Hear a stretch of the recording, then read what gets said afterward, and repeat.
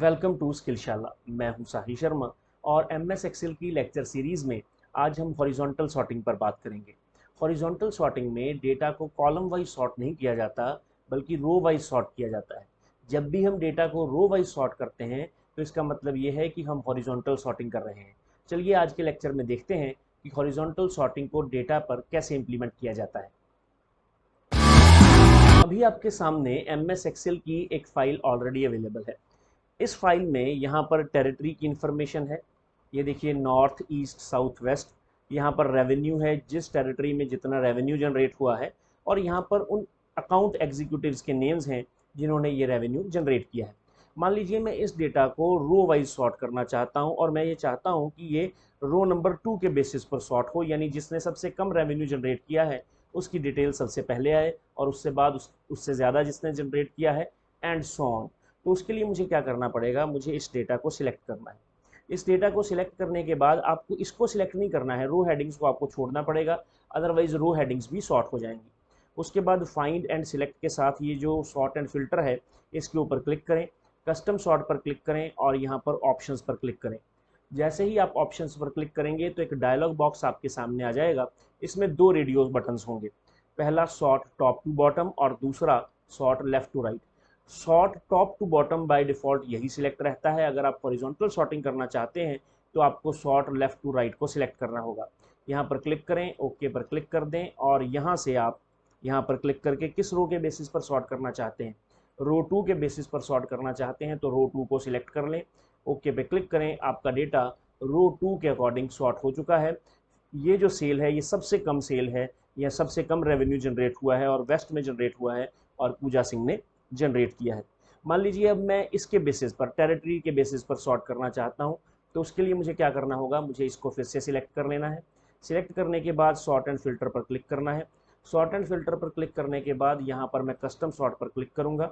Custom sort पर click करने के बाद अब मुझे ऑप्शंस में जाके सॉर्ट लेफ्ट टू राइट करने की ज़रूरत नहीं है, क्योंकि ऑलरेडी लेफ्ट टू राइट मैं कर चुका हूँ। तो यहाँ पर मैं कैंसिल पर क्लिक कर दूंगा। यहाँ पर रो 2 को सिलेक्ट कर लूँगा और यहाँ पर रो 2 को सिलेक्ट नहीं करना है, सॉरी, रो 1 को सिलेक्ट कर लूँगा। ए टू जेड आ गया, यहाँ पर ओके पे क्लिक कर दूंगा तो आप देखेंगे कि सबसे पहले ईस्ट का डेटा है, फिर नॉर्थ का डेटा है, फिर साउथ का डेटा है और फिर उसके बाद वेस्ट का डेटा है। जिस तरह से हमने एक एक रो करके इसको किया है, आप एक से ज़्यादा रोज को सिलेक्ट करके भी कर सकते हैं। जैसे अब मैं इसको इसकी ओरिजिनल फॉर्म में ले आता हूँ। उसके बाद मैं क्या करता हूँ, यहाँ पर क्लिक करता हूँ, कस्टम सॉर्ट पर क्लिक करता हूँ। कस्टम सॉर्ट पर क्लिक करने के बाद आप यहाँ पर आएँ। सबसे पहले आप क्या करें, सबसे पहले आप इसको डिपार्टमेंट वाइज यानी कि टेरिटरी वाइज सॉर्ट करें। टेरिटरी वाइज सॉर्ट करने के लिए आप यहाँ पर रो 1 ले लें। रो 1 लेने के बाद आप इसको ए टू जेड सॉर्ट करेंगे, फिर ऐड लेवल करें। ऐड लेवल करने के बाद आप इसको रेवेन्यू के अकॉर्डिंग सॉर्ट करें, यहाँ पर रो 2 ले लें। उसके बाद ये स्मॉलेस्ट टू लार्जेस्ट यहाँ पर हमने ले लिया। अब क्या होगा, डेटा दो पर्टिकुलर रोज पर डिपेंड होकर सॉर्ट होगा। चलिए ओके पर क्लिक करते हैं।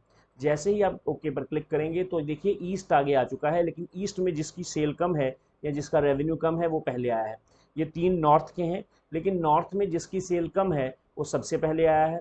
उसके बाद ये वाला आया है 2 लाख वाला, उसके बाद 2,70,000 वाला आया है। तो इस तरह से हमने ऐड लेवल करके दो रोज के बेसिस पर भी डेटा को सॉर्ट कर लिया है। लेकिन बात यहाँ पर अभी खत्म नहीं होती है, एक और केस है।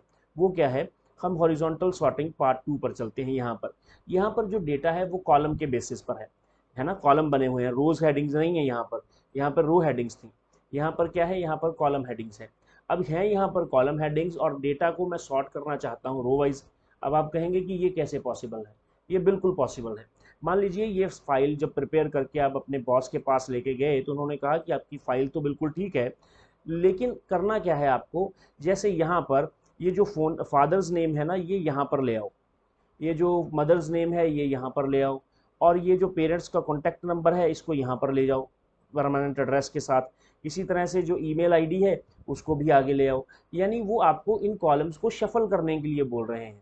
जो कॉलम यहाँ पर है, जो जो चीज़ यहाँ पर लिखी है वो यहाँ पर ना लिखकर वो यहाँ पर लिखनी है आपको कॉलम आई में। अब जो नॉर्मल यूज़र होगा वो इसको कट कॉपी पेस्ट करेगा, रोज या कॉलम्स नए इंसर्ट करेगा और कट कॉपी पेस्ट करेगा। लेकिन हमें ऐसा नहीं करना है। हमें क्या करना है, हम एक नई रो इंसर्ट कर लेते हैं। यहाँ पे क्लिक करें और एक नई रो इंसर्ट कर लें। ये देखिए मैंने यहाँ पर एक रो इंसर्ट कर ली है। अब मुझे क्या करना है, मुझे ये देखना है कि मेरे बॉस ने किस कॉलम को कहाँ पे रखने को बोला है।